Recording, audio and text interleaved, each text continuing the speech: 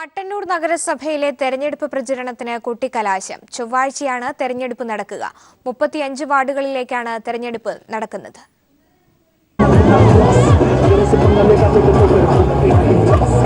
ആവേശകരമായ പരസ്യപ്രചാരണങ്ങളുടെ അവസാനം കൊട്ടിക്കലാശത്തിൽ എല്ലാ രാഷ്ട്രീയ കക്ഷികളും അവരുടെ ശക്തിപ്രകടനം പരമാവധി തെളിയിച്ചു. 20 വർഷമായി മട്ടന്നൂർ നഗരസഭയുടെ ഭരണം കൈയാളുന്ന ഇടതുപക്ഷം മട്ടന്നൂർ ബസ് സ്റ്റാൻഡ് കേന്ദ്രീകരിച്ച് നടത്തിയ കൊട്ടിക്കലാശത്തിൽ ആബാലവൃദ്ധം ജനങ്ങളും പങ്കാളികളായി. നഗരത്തെ പിടിച്ചുലച്ചുകൊണ്ടാണ് കൊട്ടിക്കലാശം അവസാനിച്ചത്.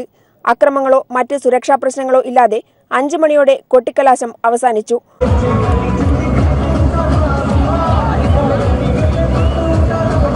35 വാർഡുകളിലേക്കുള്ള 125 സ്ഥാനാർത്ഥികൾ 8-ാം തീയതി അങ്കത്തട്ടിൽ മാറ്റുരയ്ക്കും. 2 ദിവസത്തേക്ക് മട്ടന്നൂർ നഗരസഭ, ഇരിട്ടി ബ്ലോക്ക് പഞ്ചായത്ത്, കൂത്തുപറമ്പ് ബ്ലോക്ക് പഞ്ചായത്ത് എന്നിവിടങ്ങളിൽ ഡ്രൈ ഡേ ആയി പ്രഖ്യാപിച്ചിരിക്കുകയാണ്. എല്ലാ രാഷ്ട്രീയ പാർട്ടികളും അവരുടെ ശക്തി തെളിയിച്ചുകൊണ്ട് പരസ്യ പ്രചാരണത്തിന് സമാപനം കുറിച്ചു. ഇനി നിശബ്ദ പ്രചാരണത്തിന്റെ നാളുകൾ. മട്ടന്നൂരിൽ നിന്നും ക്യാമറമാൻ ജയൻ കല്യാശ്ശേരിക്കൊപ്പം PV ജോഷില.